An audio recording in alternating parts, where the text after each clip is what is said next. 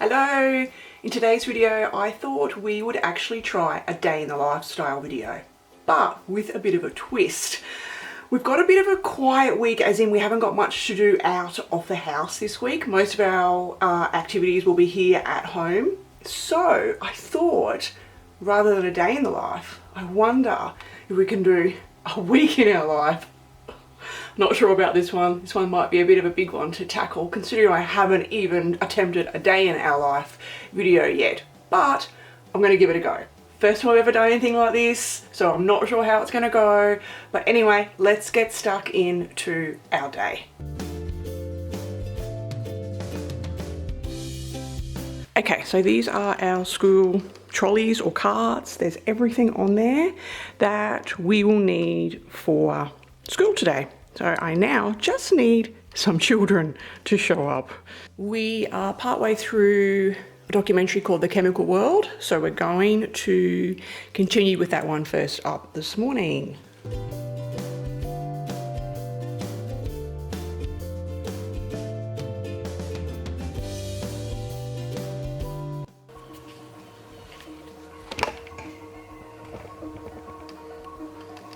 The types of biosignatures.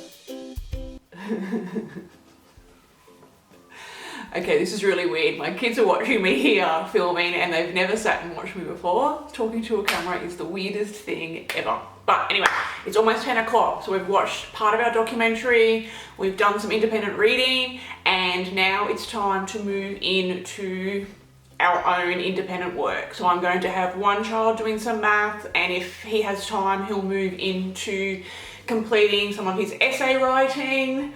And then I have my other child finishing off her essay. So let's get into that.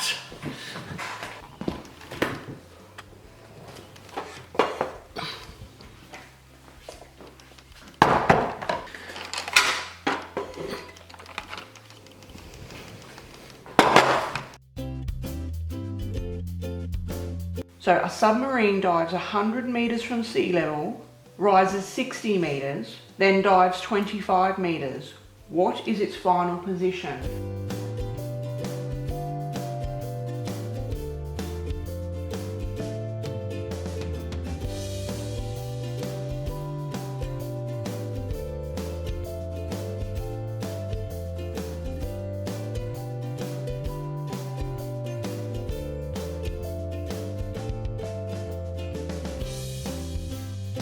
If 200 boxes of apples were each 3 short of the stated number of 40 apples. So how many apples are supposed to be in a box? 40. 40.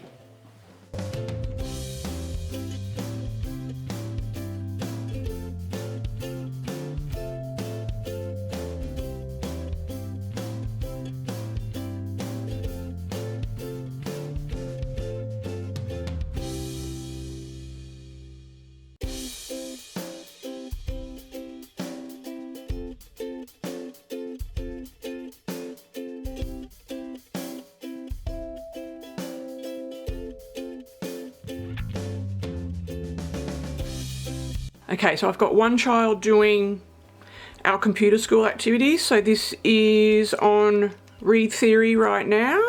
And the other one is currently working on their essay. So this essay is for our history. So we have just done the Paleolithic and the Neolithic eras, and they are writing 5-paragraph essays of what they've learned from that. So I'm going to leave him to that to continue on with his essay. And now we're moving on to vocabulary.com, although I've just been requested, can we stop doing this because it's not overly enjoyable. So we may be reassessing whether we continue to use vocabulary.com. So whilst they're spending some time working independently, and of course they call me if they need me, I'm generally setting up for what we're doing next, and this morning is going to be our next chapter in history, and then I'm in the middle of cleaning the kitchen, so I'm going to jump on over and do a little bit more of that as well.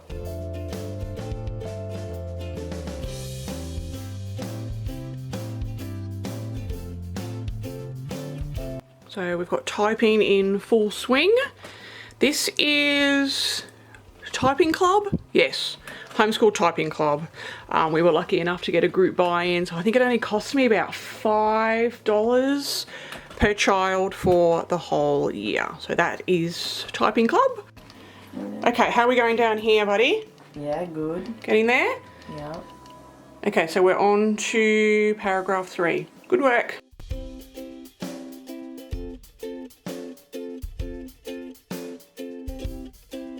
So we're moving on to history, and we're up to chapter 3 in History Quest. We took a little bit of a break because we've been in lockdown, I guess, for, you know, the dreaded pandemic. So we haven't been able to meet with our co-op for the last couple of weeks. So we've had to put a pause on history, but we are ready to get back in. So chapter 3, Civilizations Begin. On your first trip into the past, you visited the Paleolithic era more than 22,000 years ago. You landed in a region in what is now China, where people first learned to domesticate wolves to help them on their hunts. People in that time moved around in small family groups and used very simple stone tools. Your next journey was later in time, about 8,000 years ago, to the Neolithic era. In the Neolithic era, most small family groups stopped travelling around and settled down near each other in larger communities. They still used stone tools,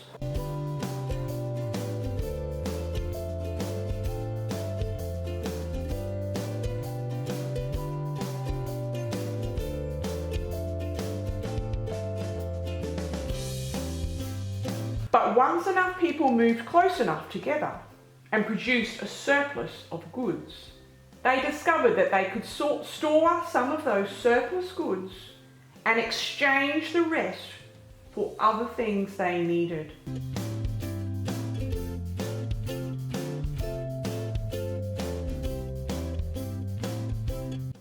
Chapter 15.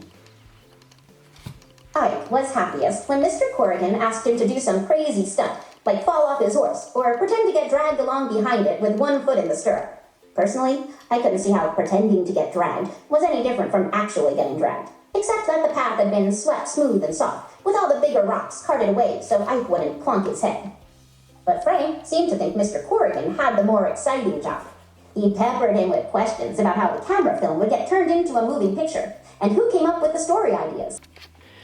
Okay, so we are up to week 3 in the Brave Rider Arrow program, The Nerviest Girl in the World.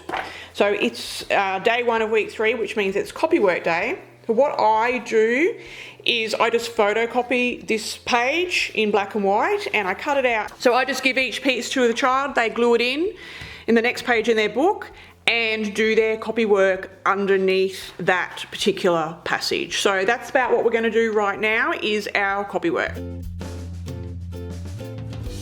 Okay, so as part of our physical science that we're doing this year, we've been working our way through my first book of quantum physics. At first glance, this book definitely appears to be a kid's book, but the concepts covered in this are not for young children in any way, shape or form. We're nearly there actually, so we're up to radioactivity. If you saw a few videos back, you would have seen that I was lucky enough to grab a few of these Usborne for beginners books for only $5 a book at our local post office. So if you haven't seen that, jump on over and look for that video. So we finally made a start on this one, which is money. There's a little introductory section that we've already read, and today we're up to chapter 1, how money works. Money is everywhere. Whether you think of it as pieces of metal, sheets of paper, or as numbers in a bank account. And yet most people use it every day without thinking about what it is or how it works. You can't use just anything as money. It has to have some very specific features to make it valuable. Read on to find out more. So what's money for? Money is for buying things, isn't it? Well, yes, but it has other uses too. Okay, so we're just after 12 o'clock. So from when we first turned on our documentary till now, 3 hours. So that's pretty much our day, quite a normal morning. So anyway, I've got one child that's got a headache, so he's run off to have a shower and have a little bit of a lie down. And the other needs to have some lunch and get ready for singing lessons.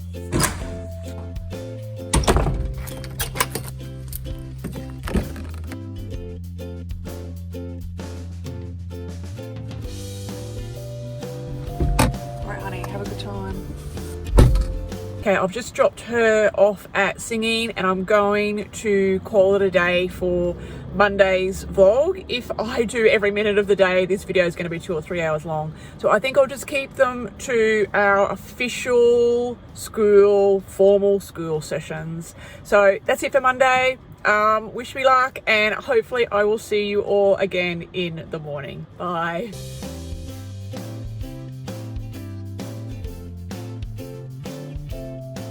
Hi, Tuesday morning.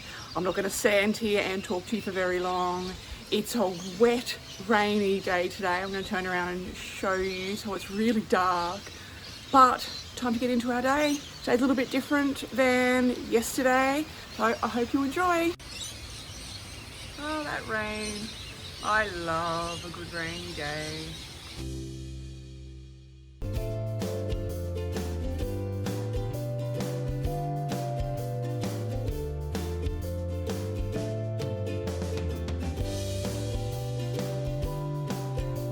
Okay, these are going to be easy by the looks. So we'll quickly run over them. Soil. The soil is spilling out of the pot. So soil, S-O-I-L. Here we need to take note of the oi sound, which is spelled O-I. And then we have least. Which glass has the least amount of ice? So that is spelling. So we've been working our way through this Maths Quest, the Museum of Mysteries. The math in this is pretty young for us, but we're going to see if we can actually finish this book. So we need to remember where we were up to, guys. You take the amulet from your bag. On the back there is a label. You enter the digits 879. Because on the amulet it says, found in East Anglia, date around 879 AD. And the door opens. Go to page 43. You put the arrow to the bow and point it at the dragon. The dragon lowers its head and turns back to the cave. You choose the right arrow. You follow the dragon into its lair. So we've got a dragon we're fighting now. Okay, so go to page 21. The dragon curls up in a corner and watches suspiciously as you explore. At the back of the cave you find a trapdoor. Look beneath the dragon's lair. This must be it. There is an iron handle on the trapdoor, but it will not budge. Then you see another clue carved into the wood. I am 56. Halve me again, and once more. What do you find? Turn my handle that number of times. You turn the handle 7 times and pull. It's the right number. The trap door swings open. Okay, so we've just done those couple of little things on a Tuesday morning. We don't always do something before the tutor comes. It just sort of depends on the day. But we didn't get to spelling yesterday, so I quickly wanted to do that. Even though that list was super easy. We're kind of in between with Logic of English in the lists. So I did go for the simpler list, the middle of the road one in Logic of English rather than level C, but there are times I'm like, oh, this list is so easy, we probably shouldn't have bothered with it. But anyway, moving on. So it is about 9:45. We're just waiting for our maths tutor to turn up. So the kids have just gone off to freshen themselves up and have a little bit of a break. So they will each have a full 1 hour session with the math tutor. Whilst one of them is doing math, the other one will finish off a bit of copy work that they didn't get finished yesterday and do some reading and some drama practice work during that hour. Okay, So we'll see there how we that were at 10.5.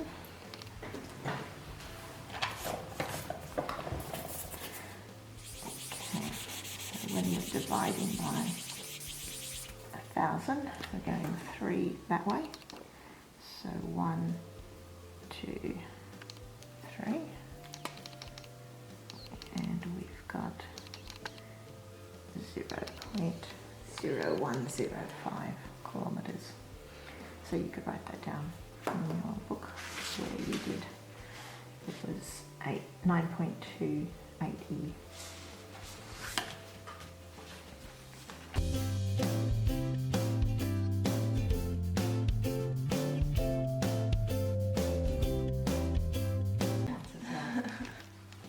Okay, so that's the weight one finished. And so we've swapped over now with math tutoring and finishing copy work and some reading, etc.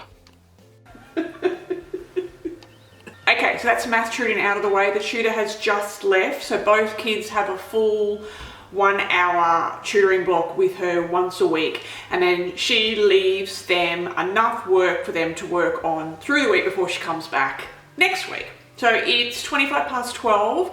I really want us to be able to get the second part of our history lesson completed. However, my daughter is working this afternoon at 1:30. So she's in the shower now, having a quick shower. I'm going to make her some lunch. Hope that we can get to our history, but I'm not sure. It's not looking good to be able to do that. Anyway, I'll talk soon. Bye. Off she goes. Work time. Okay, well, as I guessed, we didn't get our history done, but that's okay. I have learned over the years, for me personally, pushing and hurry up just doesn't work. It's just not a great tactic for anyone. No one's happy. Everyone's feeling rushed and flustered. And so therefore, I've just stopped doing it. Definitely could have squeezed that last bit of history in for sure. We had about 20-25 minutes that I could have made it work, but that may have ended up in, you know, an argument, not happy kids and not happy mama, for the sake of 10 minutes of history. Not worth it. It's truly not worth it. So as I said, I've learned over the years that I just don't bother anymore with those types of outcomes, even though I really, truly wanted to get history done today, because now we're behind for tomorrow. It is what it is, and I just don't concern myself with those minuscule 10, 15, 20 minute blocks of time anymore.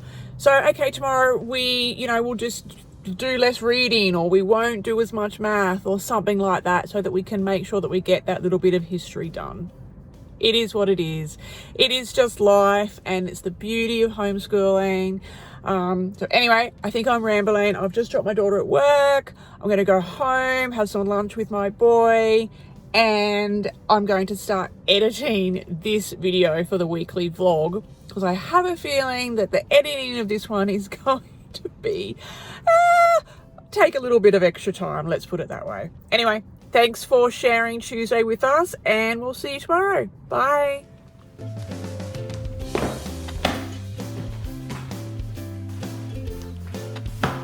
The most significant journeys in the evolution of complex life occurred.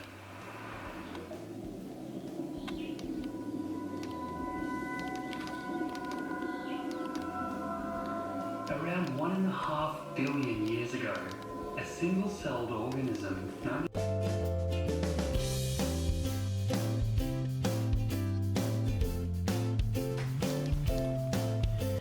Okay, so currently in grade 7 maths, we are doing the unit on area.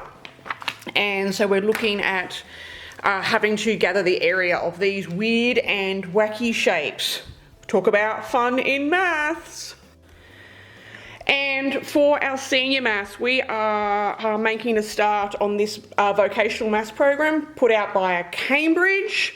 This one is great for those kids who don't want that really upper level challenging math for their senior years. So it's everyday math. So this particular first unit is on the human body and all maths related to us as humans. So you can see lesson 6, measuring health with your heart rate. And then the program works through, there's several lessons on the human body. And then we move into unit 2, which is probability, covering number and data. So this is Maths in Practice, Pre-Vocational Maths 1, put out by Cambridge University. Okay, let's get into our spelling list today. This is super easy. I don't know if we should move up to the next list. The first word is detail. Every detail of the cathedral is amazing.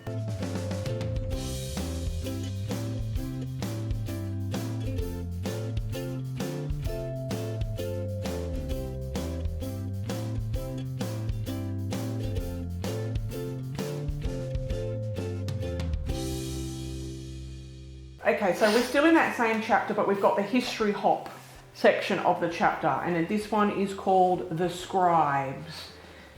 When you travel to the past this time around, you will have quick visits to 2 of the oldest civilizations to learn how each civilization wrote things down. Your first stop is in Mesopotamia, over 5,000 years ago, home to Sumer, the world's very first civilization. When you open your eyes, so these are just super quick little notebooking pages for this particular chapter of history. We really don't spend a lot of time on these because right now we are choosing to do essay reports after every couple of chapters of history. So these are just really brief, quickly get some thoughts down on paper, because we know in a couple of chapters' time we're going to move into writing an essay. Okay, it's 12 o'clock. It has been a day. I'm not going to lie, today hasn't been great. Absolutely crazy here. They're listening to me as I tell you. Very little cooperation. I'm blaming it on the weather. It's really, really windy here this morning, and I know when I was at school, I always remember the teacher saying on windy days, the kids' brains are nuts, and that is what we've had this morning. So we certainly haven't gotten done what I had hoped, but we've still got a little bit of time up our sleeve.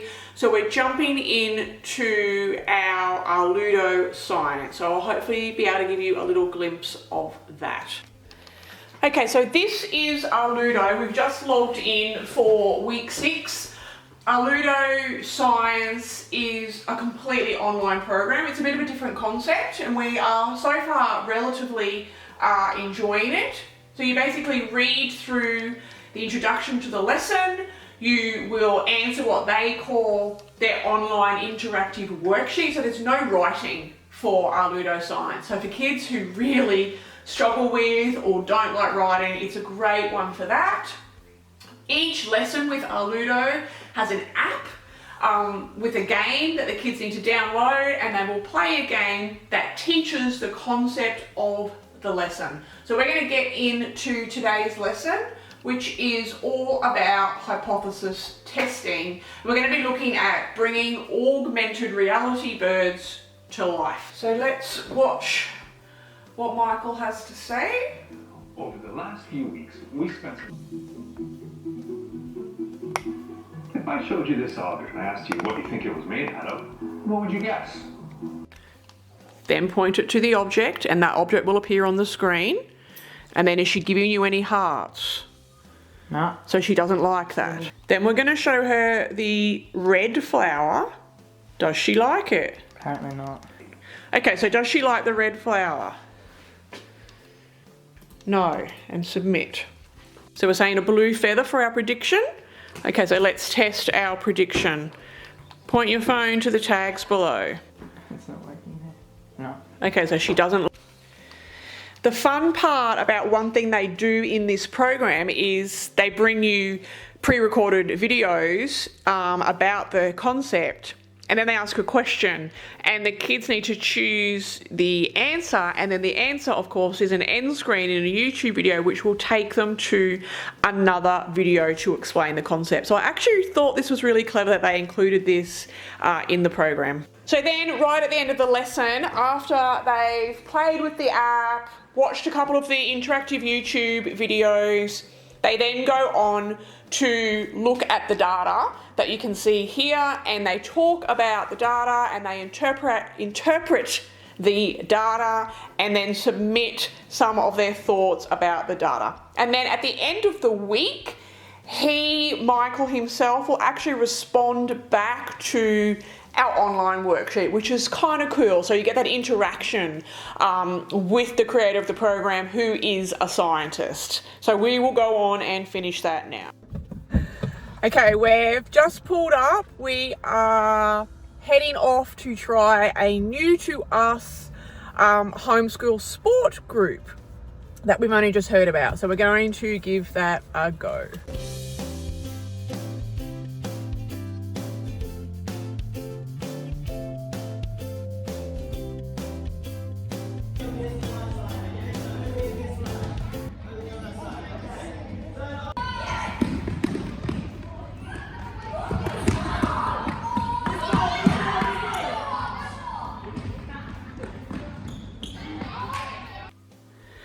Happy Thursday morning. So this is real life school. No, I did not clean up yesterday after school. So this is our table and what it looks like this morning. So just a bit of reality to let you all know that things are far from perfect here in this homeschool. And it's already 9:30 and there's no children to be seen whatsoever in the house. Okay, so we finished our Chemical World documentary yesterday. Today's Thursday. It's our last day of the week that we'll watch a doco. So rather than start something new, we're just going to have a little bit of a light-hearted morning and watch an episode of Magic for Humans.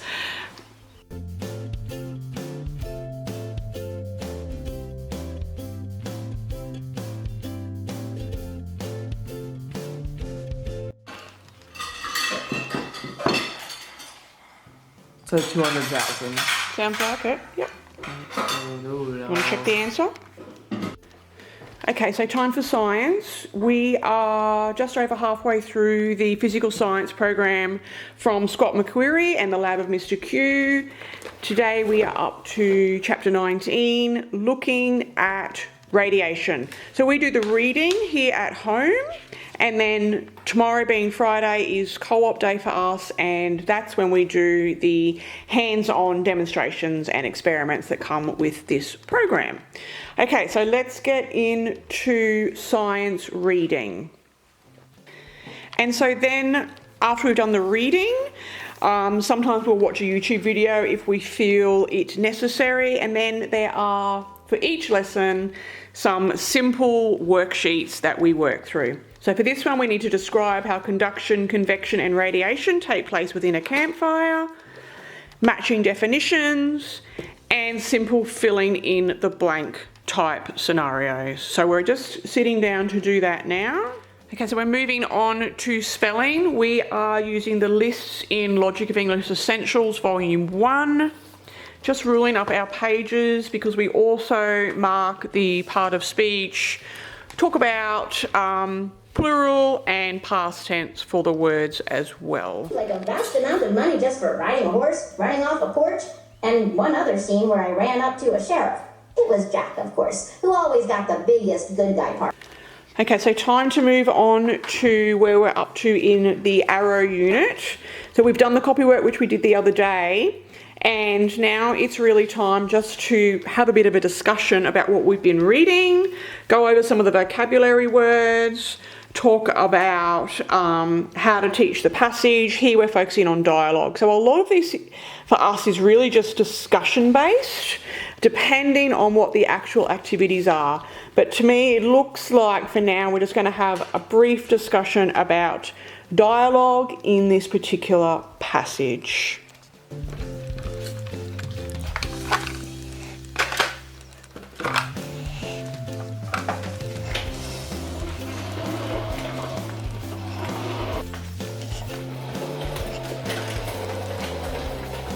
Morning. Okay, we made it to Friday. That's been a really big week. It's a huge thing to carry a camera around with you the entire time, trying to catch glimpses of what we're doing without making this day in our week video 3 hours long. But anyway, we're here. It's Friday. And Friday for us at the moment means co-op day. So we have 12 kids that come along to our place on a Friday, and we're doing geography, history and science together. So here we are at Friday. Alright, so we're starting co-op. Our first class of the day is geography, and we're using visits to Europe. Too early to give my actual thoughts on how good this is as a program. So far, I'm not sure that it's a great thing to use in a co-op setting, but I'll hold my judgment until we get further into the program. So everyone, say hello to the vlog. Hello. Hi. All right, we'll get on with our day.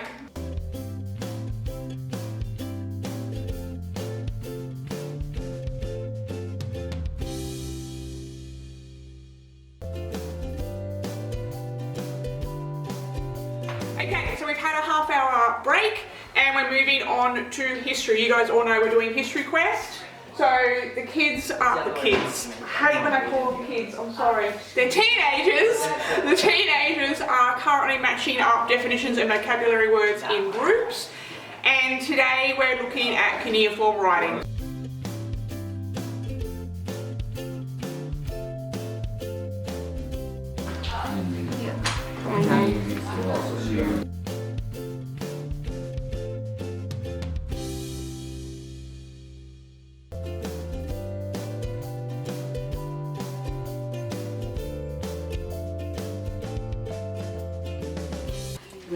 We are writing in our own cuneiform tablets. Looking good.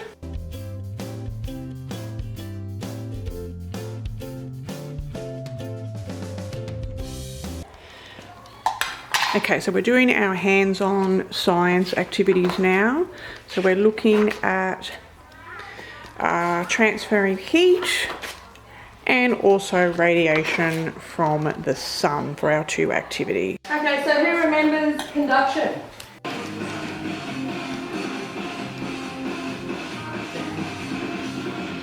So we're looking at how heat radiates in water.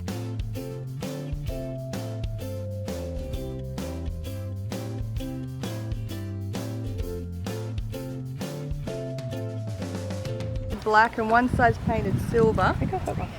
And because the heat is radiating on the black, it's pushing the black and it's reflecting from the silver. It's pushing away, which is causing movement and energy.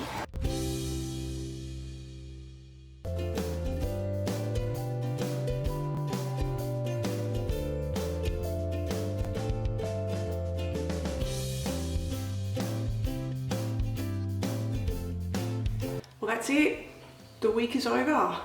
Like every day, week, month, and even years in pretty much every single homeschool, no week of ours is ever the same from one week to the next. It all depends on extracurricular activities, other things we've got going on in our life. Our focus for our academics often changes as well. So that's a glimpse. It's a tiny glimpse at just 1 week out of 15 years of homeschooling and what that could look like. So anyway, I hope it was valuable. I hope you got something out of it. It was a lot of work, but I've enjoyed putting this together for you. Until next time, Thank you all so much for being here. Bye for now.